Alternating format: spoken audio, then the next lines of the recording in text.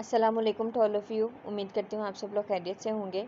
आज का जो हमारा टॉपिक है वो है क्लासिफिकेशन ऑफ सॉल्वेंट्स।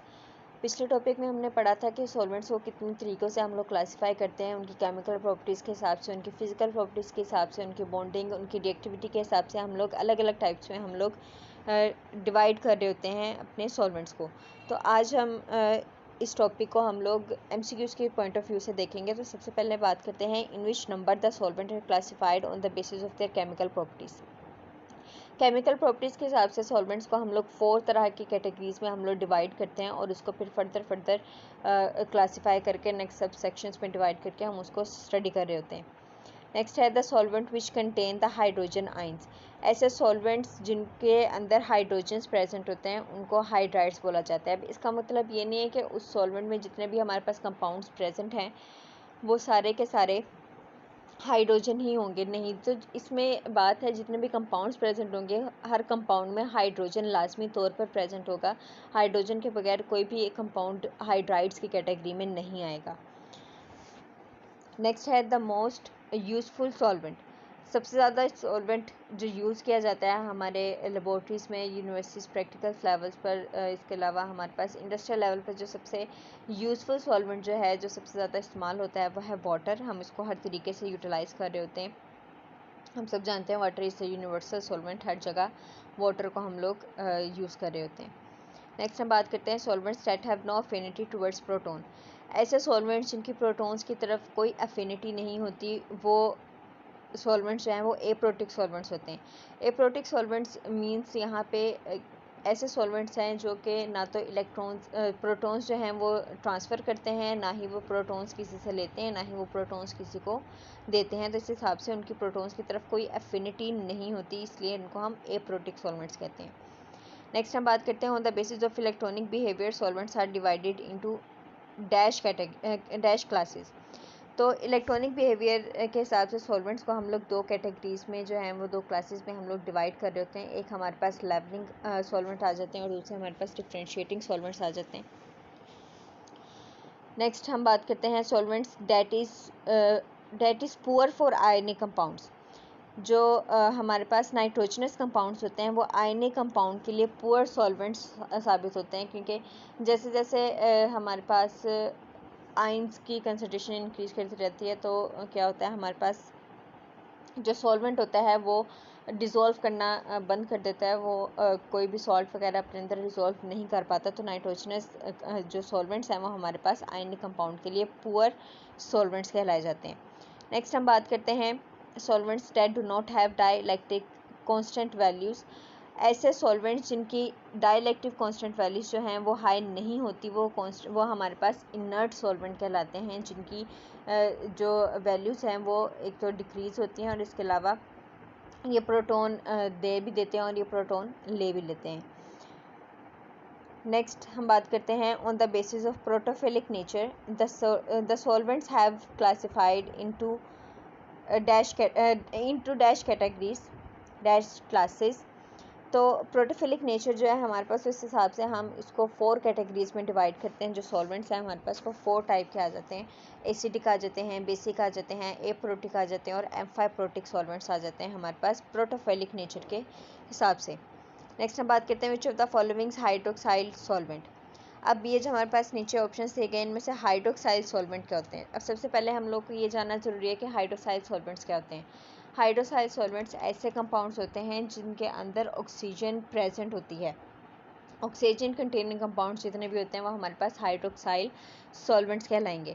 तो हमारे पास यहाँ पे जो ऑर्गेनिक कंपाउंड्स होते हैं वो ज़्यादातर हमारे पास हाइड्रोक्साइल सॉल्वेंट के तौर पे आते हैं। तो हमारे पास यहाँ पे जो कीटोन है वो हमारे पास हाइड्रोक्साइल सॉल्वेंट के तौर पे एक्ट करता है।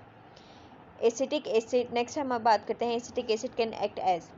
एसिटिक एसिड जो है हमारे पास ना तो एसिड के तौर पे सिंगल सेपरेटली करता है और ना ही बेस के तौर पे, ये दोनों के तौर पे यूज़ कराता है। कभी एसिड के तौर पे काम करता है, कभी ये बेसिक के तौर पे काम करता है। एसिटिक एसिड और वाटर भी हम लोग जानते हैं कि ये इसका भी जो एक्शन है वो भी एसिडिक और बेसिक दोनों ही होता है, ये दोनों तरीक़ों से एक्ट कर रहा होता है। नेक्स्ट हम बात करते हैं solvents which have strong tendency to accept electrons. ऐसे सॉल्वेंट्स जिनके अंदर प्रोटॉन्स को एक्सेप्ट करने की टेंडेंसी सबसे ज़्यादा होती है, तो वो कौन से सॉल्वेंट्स होते हैं? वो बेसिक सॉल्वेंट्स। इसकी डेफिनेशन से इसके जो एक्सेप्शन ऑफ प्रोटॉन से हम अंदाज़ा लगा सकते हैं कि बेसिक सॉल्वेंट्स होंगे जिनकी जो है टेंडेंसी इंक्रीज होती है, क्योंकि बेस से सबसे ज़्यादा प्रोटॉन एक्सेप्टर्स होते हैं। नेक्स्ट हम बात करते हैं the solubility of diethyl ammonium chloride in water is 98%। अब डाईइथाइल अमोनियम क्लोराइड ये क्या है? ये डिफरेंशिएटिंग सॉल्वेंट्स में आता है हमारे पास, क्योंकि इसके जो डिसोसिएशन कांस्टेंट वैल्यूज़ होती हैं वो डिफरेंट होती हैं हर कंपाउंड के लिए, हर सॉल्वेंट के लिए ये डिफरेंट होता है। तो इस वजह से वाटर के अंदर इसकी जो सॉलेबिलिटी होती है वो 98% होती है। इसके अलावा बहुत सारे कंपाउंड्स ऐसे हैं जिनमें ये 11% कर रहा होता है डिसोसिएशन। इसके अलावा इसकी सॉलेबिलिटी 33% भी होती है। इसके अलावा 94% भी होती है। ये हर कंपाउंड के लिए ये सेपरेटली इसकी जो सॉलेबिलिटी है वो डिफरेंट है, क्योंकि डिफरेंशिएटिंग सॉल्वेंट में फॉल ऑफ होता है। नेक्स्ट हम बात करते हैं levelling and differentiating solvents are distinguished bye.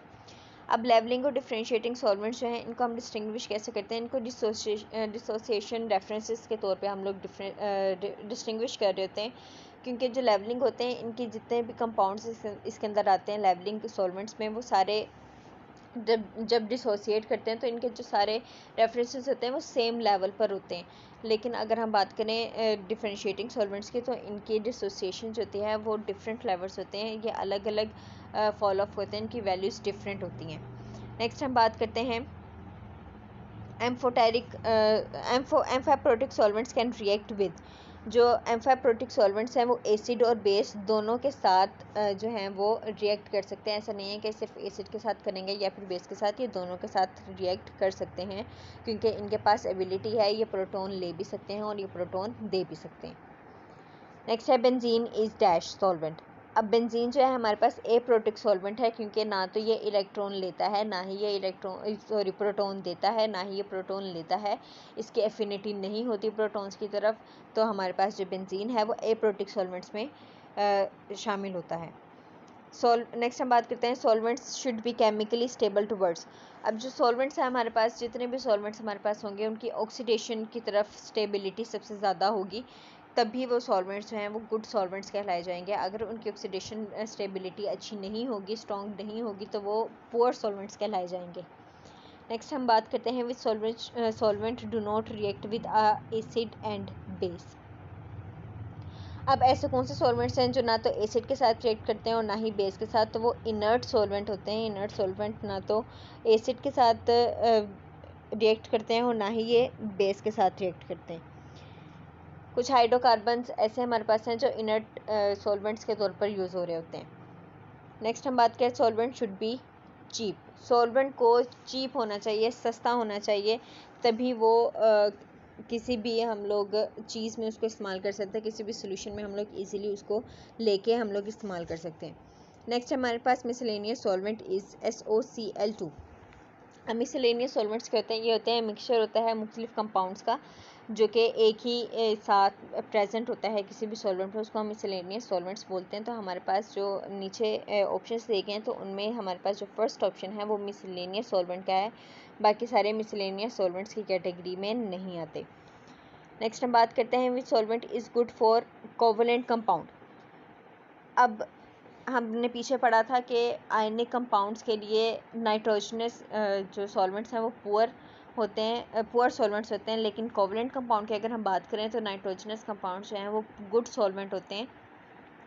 और अगर किसी भी सॉल्वेंट में नाइट्रोजन के नंबर इंक्रीज़ करने लग जाएं तो ये ऑर्गेनिक कंपाउंड्स के लिए भी सबसे बेहतर सॉल्वेंट साबित होते हैं। नेक्स्ट हम बात करते हैं water is amphoteric in nature. इसकी डुअल पर्सनैलिटी होती है, ये हमारे पास बेस के तौर पर भी काम करता है और हमारे पास एसिड के तौर पर भी काम कर रहा होता है, तो इस वजह से इसकी एम्फोटेरिक नेचर होती है। नेक्स्ट हम बात करते हैं the solute is broken apart into smaller particles and mixed evenly upon adding to it. अब जो सॉल्वेंट्स हैं वो हमारे पास ब्रोकन अपार्ट, यानी हमारे पास सोल्यूट का वो हिस्सा होते हैं जो कि बहुत थोड़ी मिकदार में हम किसी सोल्यूशन में ऐड करते हैं, उसको हम क्या कहते हैं? सॉल्वेंट्स का नाम देते हैं। Solute is not dissolved when it is added to. जो सल्यूट है वो डिज़ोल्व नहीं होता। जब उसको किसी भी सॉल्वेंट में जो है वो डिज़ोल्व करवाया जाता है तो वो सल्यूट जो है वो ऐड नहीं होता, डिज़ोल्व नहीं होता, वो जैसा शामिल किया जाता है वो वैसे का वैसा ही रहता है। नेक्स्ट हम बात करते हैं the solution which is commonly used for cooking, drinking, washing, bathing and cleaning is. अब इन सब चीज़ों के लिए जो हमारे पास यूनिवर्सल सॉल्वेंट वाटर वो सबसे ज़्यादा यूज़ हो रहा है। हर जगह हम लोग वाटर को यूज़ कर रहे होते हैं, तो हमारे बाथिंग के लिए, ड्रिंकिंग के लिए, वॉशिंग, कुकिंग वगैरह के लिए हम लोग वाटर को एज अ सॉल्वेंट यूज़ कर रहे होते हैं। नेक्स्ट हम बात करते हैं aqueous solution includes. Aqueous solution क्या है? ऐसा सोल्यूशन जिसके अंदर सॉल्ट कंसनट्रेशन भी होती है, शुगर कंसनट्रेशन भी होती है और हमारे पास मिनरल कंसनट्रेशन भी होती है। ऐसे सॉल्वेंट्स को हम लोग कहते हैं एक्वस सॉल्यूशंस। तो हमारे पास जो ऑप्शन है वो all of them right option है। नेक्स्ट हम बात करते हैं medicinal drugs are bitter in taste and they are added with. जो मेडिसिनल ड्रग्स होते हैं, जाहिर बात है ये कंपाउंड्स होते हैं, मुख्तलिफ एलिमेंट्स इसके अंदर प्रेजेंट होते हैं, उनकी सब chemical properties, physical properties different होती हैं, कुछ बीटर होते हैं, कुछ स्वीटर इन टेस्ट होते हैं। तो जब ये बीटर होते हैं तो इनमें थोड़ी सी शुगर ऐड की जाती है ताकि इनका जो टेस्ट है वो थोड़ा सा बेहतर बनाया जा सके और इसको खाने के काबिल बनाया जा सके। नेक्स्ट हम बात करते हैं in the air the nitrogen gas act as. अब वाटर में नाइट्रोजन गैस एयर में जो है वो as a solvent use act कर रही होती है, क्योंकि एयर हमारे पास एज अ सोल्यूशन वर्क करती है, क्योंकि यहाँ पे हमारे पास मुख्तलिफ कंपाउंड्स प्रेजेंट होते हैं और हमारे पास नाइट्रोजन जो है वो बहुत कम मिकदार में प्रेजेंट होता है, इसलिए ये नाइट्रोजन जो है वो सॉल्वेंट के तौर पर काम करता है। Property due to which water act as a universal solvent is its. अब वो कौन सी प्रॉपर्टी है जिससे वाटर जो है वो यूनिवर्सल सॉल्वेंट के तौर पर काम करता है? वो उसकी है polarity and ability to make hydrogen bonding. Water में सबसे ज़्यादा हाइड्रोजन बॉन्डिंग होती है, जिसकी वजह से वाटर जो है हमारे पास यूनिवर्सल सॉल्वेंट के तौर पर काम करता है, क्योंकि वाटर के अंदर पोलैरिटी बहुत ज़्यादा होती है, जिसकी वजह से हम इसको यूनिवर्सल सॉल्वेंट का नाम देते हैं और हर जगह हम इसको यूज़ कर रहे होते हैं। नेक्स्ट हम बात करते हैं नेचुरल वाटर इज़। अगर हम नेचुरल वाटर की बात करें तो ये इम्प्योर वाटर होता है, ये प्योर वाटर नहीं होता, क्योंकि इसमें डस्ट वगैरह प्रेजेंट होती है, इसके अलावा बहुत सारे माइक्रोब्स प्रेजेंट होते हैं, बहुत सारे पोल्यूटेंट्स वगैरह एडिड होते हैं, इस वजह से हम लोग नेचुरल वाटर को इम्प्योर वाटर कंसीडर करते हैं। नेक्स्ट है during thunder storm water dissolved. अब जो थंडर स्टॉर्म होते हैं, जितने भी तूफ़ानी बारिश वगैरह होती है, उसमें जो पानी है वो क्या किस में डिज़ोल्व हो रहा होता है? वो क्लाउड्स के साथ डिज़ोल्व हो रहा होता है और तभी हमारे पास जो है वो बिजलियाँ चमकना स्टार्ट हो जाती हैं, लाइटनिंग स्टार्ट हो जाती है। नेक्स्ट हम बात करते हैं ऑर्गेनिक सॉल्वेंट्स की। तो ऑर्गेनिक सॉल्वेंट्स जो हैं वो नॉन पोलर होते हैं, इनके अंदर पोलैरिटी नहीं होती है। ऑर्गेनिक सॉल्वेंट्स सिर्फ ऑर्गेनिक सॉल्वेंट्स में डिज़ोल्व होते हैं जो नॉन पोलर होते हैं, या फिर ऐसे कंपाउंड्स में जो नॉन पोलर हों जिनमें पोलैरिटी शामिल ना हो। नेक्स्ट हम बात करते हैं most of the organic solvents are non electrolyte. जो भी जितने भी इलेक्ट्रोलाइट ऑर्गेनिक सॉल्वेंट्स हैं हमारे पास वो सारे नॉन इलेक्ट्रोलाइट होते हैं, यानी इनके अंदर जो कैटाइन और अनाइन की जो ट्रांसफ़र होती है वो नहीं होती। ये अनाइंस या आइंस ट्रांसफ़र नहीं करते, इसलिए ये नॉन इलेक्ट्रोलाइट होते हैं, यानी ये नॉन पोलर होते हैं। नेक्स्ट हम बात करते हैं organic solvents do not include. Organic solvents जो हैं वो वाटर में इंक्लूड नहीं की जाते, क्योंकि वाटर जो है वो पोलर सॉल्वेंट है और जो ऑर्गेनिक कंपाउंड्स हैं वो नॉन पोलर सॉल्वेंट्स होते हैं। तो ऑर्गेनिक कंपाउंड्स को, ऑर्गेनिक सॉल्वेंट्स को हम वाटर के साथ मिक्स नहीं कर सकते, क्योंकि पोलैरिटी नहीं है। पोलैरिटी जहाँ होगी वहीं चीज़ें डिसॉल्व होती हैं, अगर पोलैरिटी नहीं है तो वहाँ पे जो लेयर्स बन जाएंगी वाटर की अलग और ऑर्गेनिक सॉल्वेंट की अलग, तो ये पानी में ऑर्गेनिक सॉल्वेंट्स जो हैं वो डिसॉल्व नहीं होते। नेक्स्ट है which is not a disadvantage of non aqueous titration. अब हमारे पास यहाँ पे जो नीचे ऑप्शंस दिए गए हैं उनमें से जो नॉन एक्वस टाइट्रेशन के लिए हमारे पास कौन सा जो है वो नुकसानदेह नहीं है, तो इसमें हमारे पास जो ऑप्शन है वो है organic acids which is of comparable strength to water can be titrated easily in non-aqueous solvents। जितने भी ऑर्गेनिक एसिड्स हैं हमारे पास वो उनकी जो स्ट्रेंथ है वो वाटर के साथ कंपेयर की जाती है और फिर इसको इजीली नॉन एक्वस सॉल्वेंट्स में से टाइट्रेट कर लिया जाता है, तो ये हमारे पास ये इसका नुकसान नहीं होता। नॉन एक्वस सोल्यूशन की जो हम सॉल्वेंट्स के हम जो टाइट्रेशन कर रहे होते हैं उनमें हमारे पास ये नुकसान नहीं होता, क्योंकि हम इसकी जो स्ट्रेंथ है उसको कंपेयर कर लेते हैं वाटर के साथ और बाद में उसको फिर हम लोग टाइट्रेट कर लेते हैं। नेक्स्ट है which is the example of aprotic solvent. Aprotic solvent की जो सबसे ज़्यादा एग्जांपल है बेस्ट एग्जांपल है वो है बेंजीन, क्योंकि ये ना तो इलेक्ट्रॉन ना तो ये प्रोटॉन देता है ना ही प्रोटॉन लेता है, इसकी कोई एफिनिटी नहीं होती प्रोटॉन्स की तरफ से, इसलिए ये एप्रोटिक सॉल्वेंट्स की कैटेगरी में आते हैं। Which is the example of protogenic solvents. अब प्रोटोजेनिक सॉल्वेंट्स कौन से होते हैं? ऐसे सॉल्वेंट्स जिनकी इलेक्ट्रॉन ट्रांसफ़र जो कैपेसिटी होती है वो ज़्यादा होती है या टेंडेंसी जो होती है वो इलेक्ट्रॉन लूज़ करने की होती है, उसको हम कहते हैं प्रोटोजेनिक सॉल्वेंट्स। तो हमारे पास जो सल्फ्यूरिक एसिड है वो प्रोटोजेनिक सॉल्वेंट्स की कैटेगरी में आता है, क्योंकि ये अपना प्रोटॉन ट्रांसफ़र कर देता है या इजीली लूज़ कर देता है और कॉन्जुगेट बेस में कन्वर्ट हो जाता है। नेक्स्ट हम बात करते हैं which compound is titration are carried out by non aqueous titration। अब उन्होंने कहा ऐसा कौन सा कंपाउंड है जो नॉन एक्वस टाइट्रेशन के थ्रू जो है वो टाइट्रेट किया जाता है। तो हमारे पास ऑर्गेनिक एसिड्स और ऑर्गेनिक बेसिस जितने भी होते हैं वो नॉन एक्वस टाइट्रेशन के थ्रू टाइट्रेट कर लिए जाते हैं इजीली। नेक्स्ट हम बात करते हैं which is the example of protophilic solvents. Protophilic solvents क्या होते हैं?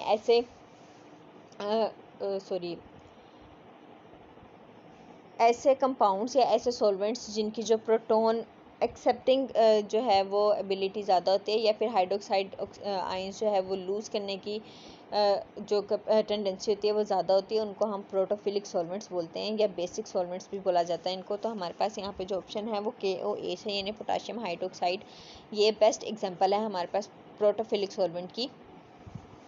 नेक्स्ट हम बात करते हैं which is the example of amphoteric solvents. Amphoteric जो सॉल्वेंट्स हमारे पास वो HAC है। जो एम्फोटेरिक आपको पता है ये दोनों तरह से काम करते हैं, एसिड के तौर पे भी और बेस के तौर पे भी अपना इलेक्ट्रॉन दे भी देते हैं और ये अपना इलेक्ट्रॉन ले भी देते हैं।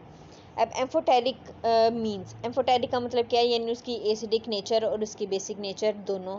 तो हमारे पास ऑप्शन जो है वो A और B यानी D वाला ऑप्शन हमारे पास ठीक है, यानी एसिडिक नेचर भी होती है एम्फोटेरिक में और बेसिक नेचर भी होती है।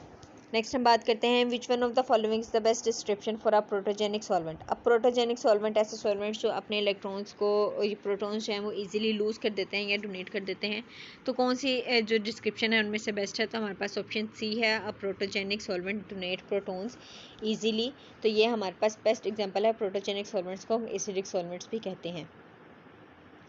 नेक्स्ट हमारे पास है for an aqueous solution of hydrochloric acid the pH was found to be 4.18 units but is this concentration of HCl in the solution.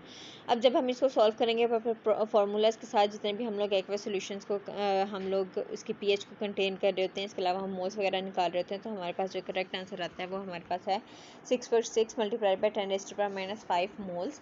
ये हमारे पास करेक्ट ऑप्शन आएगा।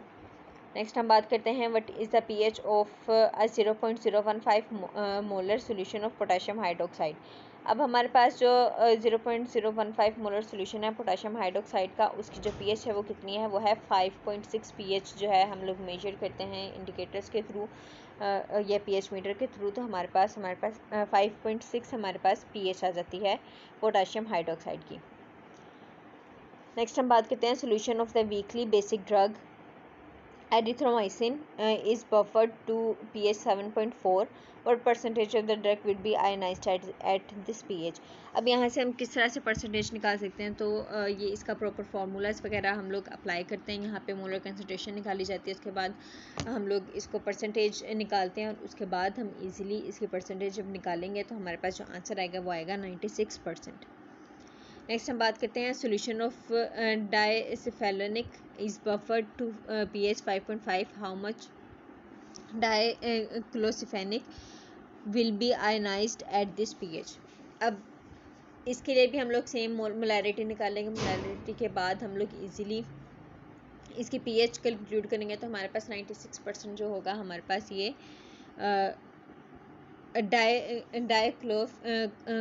डाइक्लोफिनेक जो हमारे पास आयनाइज्ड होगा वो कितना होगा? 96% होगा। नेक्स्ट हम बात करते हैं buffer solution contain 0.36 mole sodium acetate and 0.45 mole acetic acid. pKa जो हमारे पास है वो है 4.8 but is a pH of this buffer solution. अब pH को हम लोग इंडिकेटर्स के थ्रू इजीली मेजर कर सकते हैं, तो हमारे पास जो इस बफर सोल्यूशन की pH आएगी वो है 5.2। नेक्स्ट हम बात करते हैं 0.5 mole of millilitre of buffers contain 0.05 mole acetic acid and 0.03 mole sodium acetate. What is the maximum buffer capacity by this buffer. अब जितने भी हमारी बफर कैपेसिटी होती है हम लोग उसको एक फार्मूला के थ्रू जो है वो कैलकुलेट कर रहे होते हैं, तो हम लोग इसके यूनिट्स वगैरह pH में निकालते हैं, मोल्स में निकालते हैं और उसके बाद हम उसकी कैपेसिटी का अंदाज़ा लगा लेते हैं। तो हमारे पास जो यहाँ पे करेक्ट ऑप्शन है वो है 1.84 मोल लीटर पर लीटर और pH हमारे पास कितनी आएगी, वो यूनिट 1 आएगी। नेक्स्ट हम बात करते हैं what is the isoelectric point for phenylalanine. Give the pKa for the COOH group is 1.83 and the NH3 positive group is 9.13। अब इलेक्ट्रिक पॉइंट जो है हमारे पास वो किस तरह से आता है, वो प्रॉपर उसके लिए फार्मूलाज वगैरह अप्लाई करके पूरा न्यूमेरिकल सॉल्व करके हमारे पास जो आंसर आएगा वो है 5.48 हमारे पास आइसो इलेक्ट्रिक पॉइंट आएगा फिनाइल एलानिन का। नेक्स्ट हमारे पास which one of the following statement is true. अब नीचे हम लोग जब सारी स्टेटमेंट पढ़ेंगे तो हमारे पास जो सबसे करेक्ट ऑप्शन है, जो राइट आंसर है वो है the strength of N acid can be influenced by the solvent in which it is placed. अब जो हमारे पास एसिड है उसकी स्ट्रेंथ हम किस तरह से अंदाज़ा लगा लेंगे, तो जिस सॉल्वेंट में वो पड़ा होगा जितनी उसकी हाइड्रोजन डोनेटिंग कैपेसिटी ज़्यादा होगी, टेंडेंसी जितनी ज़्यादा होगी उस हिसाब से हम अंदाज़ा लगा लेंगे कि जो एसिड है वो कितना स्ट्रॉन्ग है और उसकी स्ट्रेंथ क्या है। नेक्स्ट हम बात करते हैं which one of the following statement concerning active pharmaceutical ingredient is false. अब उन्होंने कहा जो फॉलोइंग स्टेटमेंट है उनमें से कौन सी ऐसी स्टेटमेंट है जो फार्मास्यूटिकल इंग्रेडिएंट के हिसाब से रॉन्ग है, तो हमारे पास जो यहाँ पे आंसर है वो है APIS यानी active pharmaceutical ingredients pass through biological membranes more readily than they are ionize. तो ये स्टेटमेंट हमारे पास रॉन्ग है कि जो हमारे पास इंग्रेडिएंट्स हैं वो रेडिली आयनाइज नहीं होते और बायोलॉजिकल मेम्ब्रेन में से पास नहीं कर रहे होते। नेक्स्ट हमारे पास है solvent should B chemically stable towards. Solvents जितने भी होते हैं हमारे पास ऑक्सीडेशन की तरफ स्टेबिलिटी होनी चाहिए। अगर वो ऑक्सीडेशन स्टेबल नहीं होगी उनकी तो वो गुड सॉल्वेंट्स नहीं कहलाएंगे, वो फिर हमारे पास पुअर सॉल्वेंट्स होंगे। उम्मीद करती हूँ आप लोगों को आज का लेक्चर समझ आया होगा। ये था हमारा आज का लेक्चर। अल्लाह हाफिज़।